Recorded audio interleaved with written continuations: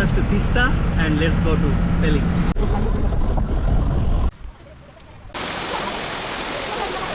পুরো একদম কুয়াশায় পুরো ঢেকে রয়েছে পেলিং। নমস্কার, অভিযাত্রী চ্যানেলে স্বাগত সবাইকে। পেলিং, দার্জিলিং ও রাঙ্গারান গ্রুপ ট্যুরের আজ আমাদের প্রথম দিন। এই পর্বে আমরা আপনাদের শোনাবো আমাদের এনজেপি থেকে পেলিং যাওয়ার গল্প। সকাল 7টায় এনজেপি স্টেশন পৌঁছে আমরা আমাদের আগে থেকে বুক করা গাড়ি নিয়ে পেলিংয়ের উদ্দেশ্যে রওনা দিয়েছিলাম প্রায় 7:45-এ। হিলকাট রোড, বিধান রোড একে একে পার করে সেবক রোড ধরে এগিয়ে চলতে থাকলাম।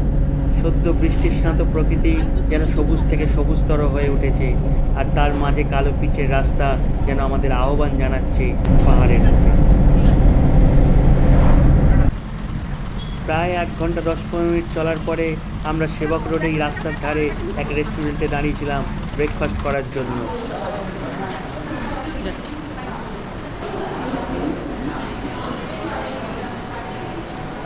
মোমো, আলুর পরোটা এসব দিয়ে ব্রেকফাস্ট করে আবার স্টার্ট করেছিলাম পেলিংয়ের উদ্দেশ্যে। বাজে 9:45, আমরা সেবক রোড থেকে টিফিন করে আমরা স্টার্ট করেছি পেলিংয়ের দিকে। শুনছি ওপর দিকে একটু রাস্তার একটুখানি প্রবলেম হয়েছে, যার ফলে একটু টাইম লাগবে পেলিং পৌঁছাতে। রাস্তাতেই লাঞ্চ করতে হবে। আপাতত যা মনে হচ্ছে 4টা থেকে 5টা বাজবে। আকাশ হালকা মেঘাচ্ছন্ন, কানে ভেসে আসতে থাকলো কিছু কিছু জায়গার ল্যান্ডস্লাইডের খবর। কিন্তু সেই সমস্ত চিন্তা উধাও হয়ে গেল যখন আমাদের প্রথম চোখে পড়ল সেই চির অতিবাহিত, সদা প্রাণবন্ত, সদা চঞ্চল তিস্তা। আমাদের পাশ দিয়ে এখন বয়ে চলেছে তিস্তা, সুতরাং focus two Teesta and let's go to Pelling. কিছু দূর চলার পথেই পথের বাঁ দিকে পড়ল সেবকেশ্বরী মন্দির, সেবক কালী মন্দির। খুব জাগ্রত এই মন্দির এই সেবক রোডের ওপরে। এই সামনে করোনেশন ব্রিজ। রাস্তাঘাটে কাজ চলছে, তার উপরে বৃষ্টি হয়েছে। রাস্তায় ভালোই জ্যাম ছিল করোনেশন ব্রিজের কাছে। করোনেশন ব্রিজকে ডান হাতে রেখে আমরা সোজা এগিয়ে চললাম পেলিংয়ের পথে। সামনেই কাজ চলছে ইন্ডিয়ান রেলওয়ের পিলার আর ওই লোহার ব্রিজ, তার উপর দিয়ে ছুটবে রেলগাড়ি এনজেপি টু সিকিম।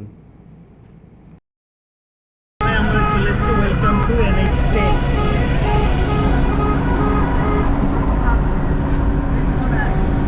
এতটা পথ আমরা যার সাথে এলাম বা যিনি আমাদের পেলিং ঘুরে দেখাবেন, তিনি পেঞ্চু দাজু। খুব দক্ষ ড্রাইভার, এই রুটে বহু বছর ধরে গাড়ি চালাচ্ছে। আরও কিছু দূর এগোনোর পর পড়ল রামবি বাজার। মাঝে মাঝে গুঁড়ি বৃষ্টি হচ্ছে, আবার মাঝে মাঝে রোদও উঠছে। তবে ওয়েদার খুব একটা খারাপ এখনও আমরা পাইনি। বর্ষার শুরুতেই তিস্তা ভয়াল রূপ নিয়েছে। নর্থ সিকিমের অবস্থা খুবই খারাপ, আর পেলিংয়ের এক জায়গায় ল্যান্ডস্লাইডও হয়েছে যা শোনা গেছে। আপাতত দেখা যাক। আমরা ঢুকতে চলেছি তিস্তা বাজার। রাস্তায় খুব জ্যাম ছিল। 2-3 দিন আগেই নাকি ওখানে ল্যান্ডস্লাইড হয়েছিল, তাই একটা করে গাড়ি ছাড়া হচ্ছিল এবং রাস্তা ক্লিয়ারও করছিল এক পাশে দিয়ে। এটাই সেই ল্যান্ডস্লাইডের জায়গা। খুব বড় ল্যান্ডস্লাইড হয়েছিল। 2-3 দিন রাস্তাও বন্ধ ছিল, তবে 1-1.5 দিন হলো রাস্তা আস্তে আস্তে ক্লিয়ার করছে। তবে তিস্তা বাজারের জায়গাটা বিপজ্জনক সর্বদাই, এই বর্ষার সময় বিশেষ করে। তিস্তা বাজারের এখান থেকেই রাস্তা দুটো ভাগে ভাগ হয়ে যায়। ডান দিক দিয়ে চলে যায় দার্জিলিং, আর আমরা চললাম বাঁ দিক দিয়ে পেলিংয়ের পথে।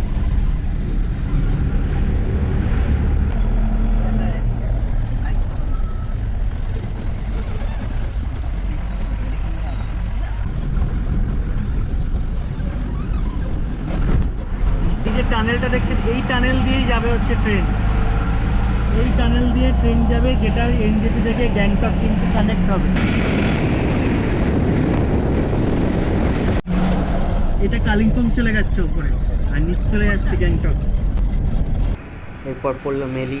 এখানেই জেনারেলি তিস্তার উপরে রিভার রাইড।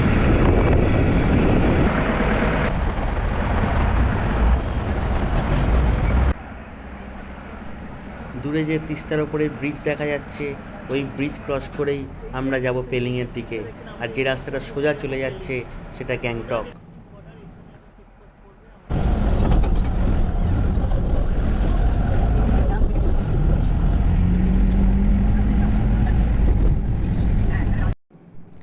এটাই হচ্ছে সিকিম বর্ডার, সামনে চেকপোস্ট আর গেটের ওপরে লেখা ওয়েলকাম টু সিকিম।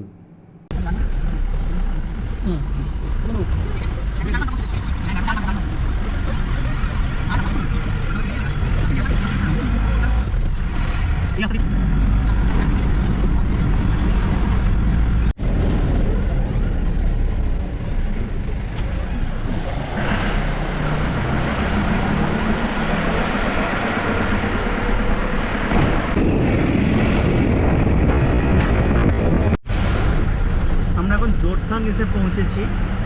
আমরা জোরথাং যখন পৌঁছাই তখন ঘড়িতে বাজে বেলা 12টা। জোরথাং থেকে যে রাস্তাটি সোজা চলে যাচ্ছে সেটি রা বাংলা নামচি, আর যেটি বাঁ দিকে চলে যাচ্ছে সেটি নয়াবাজার হয়ে পেলিং। আমরা চললাম বাঁ দিক ধরে এই নয়াবাজার ব্রিজের ওপর দিয়ে পেলিংয়ের পথে।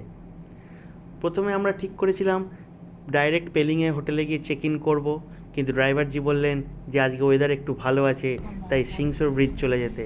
সিংসোর ব্রিজ, ছাঙ্গে ওয়াটারফলস দেখে তারপরে হোটেলে চেক ইন করতে। তাই আমরা চললাম সিংসোর ব্রিজের পথে। জোরথাং থেকে সিংসোর ব্রিজ প্রায় 60 কিলোমিটার, সময় লাগবে প্রায় 2 ঘন্টারও বেশি। নয়াবাজার রোডেও বিশাল ল্যান্ডস্লাইড হয়েছিল 2 দিন আগে, কিন্তু রাস্তা ক্লিয়ার করে দিয়েছে এবং যাওয়াও যাচ্ছিল।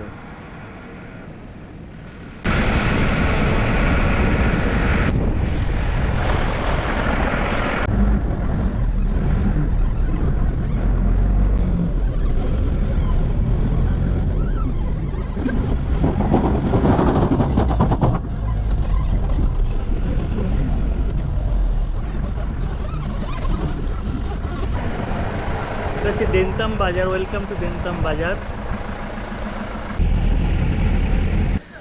সিংসোর ব্রিজে আমরা পৌঁছে গেছি। সিংসোর ব্রিজে আমরা যখন পৌঁছাই তখন বাজে দুপুর 2:30। সিংসোর ব্রিজ হলো সিকিমের হাইয়েস্ট ব্রিজ, প্রায় 240 মিটার লম্বা এবং এর উচ্চতা প্রায় 100 মিটার। ওয়েস্ট সিকিমের অন্যতম ট্যুরিস্ট স্পট হলো এই সিংসোর সাসপেনশন ব্রিজ। পেলিং থেকে দূরত্ব প্রায় 5 কিলোমিটার, আর এই সিংসোর ব্রিজ থেকে উত্তরের দূরত্ব প্রায় 20 কিলোমিটার।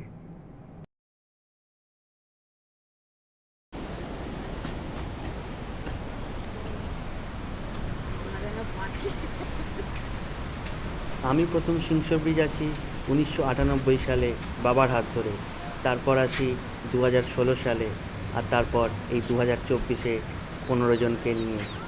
ভিডিও করছে, দাঁড়িয়ে পড়লি কেন? আচ্ছা চলো, এই তো ভিডিও হয়ে গেছে। না, ভিডিও তুই তো দেখবি, আমরা দেখবো। সব দেখতে হবে। আমাকে এখনো কেদারের ফটো দেখাচ্ছে, আমাকে এখন কেদার এটা গেছিল না। কেদার এটা না যা দুটো গেট সাইডে যান।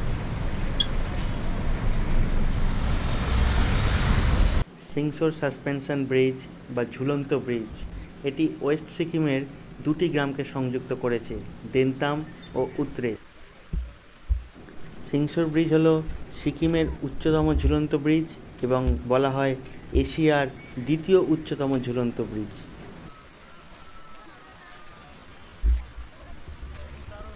একটি পাথর জোগাড় করেছিলাম ওপর থেকে ফেলবো বলে, কতক্ষণ সময় লাগে তার মাটিতে পৌঁছাতে তা দেখার জন্য।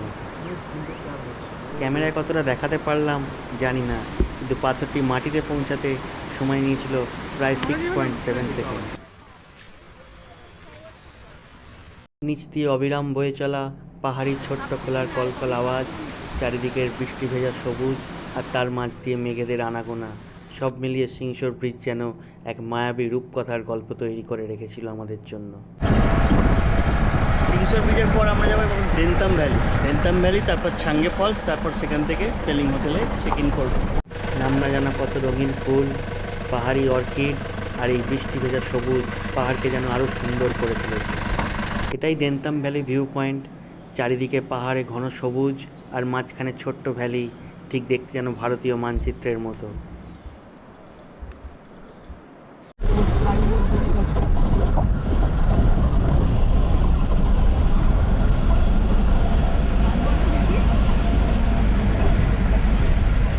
পথেই আমরা দুপুরের লাঞ্চ সেরে নিয়েছিলাম। হুটোপাটির জন্য ক্যামেরায় ভিডিও আর রেকর্ড হয়নি। এরপর আমরা চলেছি আজকের আমাদের শেষ স্পট ছাঙ্গে ওয়াটারফলস। আমরা এখন আছি ছাঙ্গে ফলসে, আর আপনারা ফলসটা দেখুন, বিশাল উঁচু থেকে পড়ছে। পেলিংয়ের হোটেলে যাওয়ার পথে সিংসো ব্রিজ থেকে যখন আমরা পেলিংয়ের হোটেল যাচ্ছি তার মাঝখানে পড়ে এই ছাঙ্গে ফলস। এবার ফলসটাকে একবার দেখুন।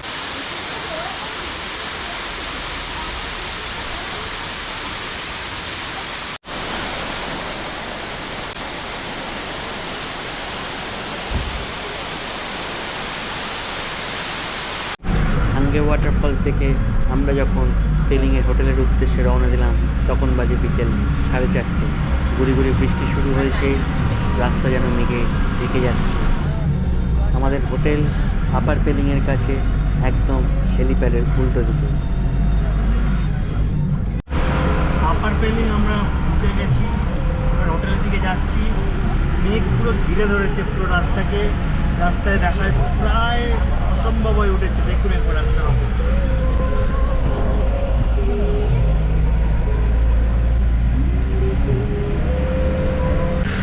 এই হচ্ছে আমাদের হোটেল, হোটেল স্নো ভ্যালি, একদম হেলিপ্যাডের অপোজিটে। প্রায় 5টার সময় আমরা পেলিং এসে পৌঁছেছি। এতক্ষণ ধরে ভিডিও করতে পারিনি, একটু সবাই ফ্রেশ ট্রেশ হচ্ছিলাম। তারপর রুমের একটু অ্যালটমেন্ট ছিল, সেগুলোকে সবাই সেটেল করে নিয়ে তারপর খুব জোরে বৃষ্টি নেমেছিল, সব থেকে বড় কথা। আর এখন দেখুন পুরো একদম কুয়াশায় পুরো ঢেকে রয়েছে পেলিং, আপার পেলিং। এইটা রোপওয়ের কাজ হচ্ছে, এইটা 2-3 মাস পরেই মধ্যেই রোপওয়ে চালু হয়ে যাবে। এইখান থেকে পুরো রোপওয়ে যাবে হচ্ছে স্কাইওয়াক অবধি। আর বৃষ্টি এখনও হচ্ছে টিপ টিপ করে, তবে কুয়াশায় পুরো আপার পেলিং ঢেকে গেছে। আর এই হচ্ছে আমাদের হোটেল।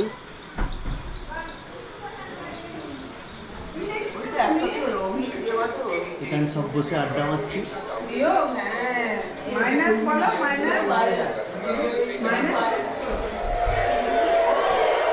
আর এইখানে চলছে ইন্ডিয়া ইউএসএ। কালকে আমাদের সাইট সিনের রয়েছে বড় প্রোগ্রাম। পেলিংয়ের সব sight seen, Kanchenjunga waterfalls, Khecheopalri lake, সমস্ত কিছু। সবাই টায়ার্ড থাকার জন্য তাড়াতাড়ি ডিনার করে আমরা শুয়ে পড়েছিলাম। ডিনারের মেনু ছিল রুটি আর চিকেন কষা। পরের ভিডিওতে থাকবে পেলিংয়ের সাইট সিন। ভিডিওটি ভালো লাগলে লাইক করুন, সাবস্ক্রাইব করুন।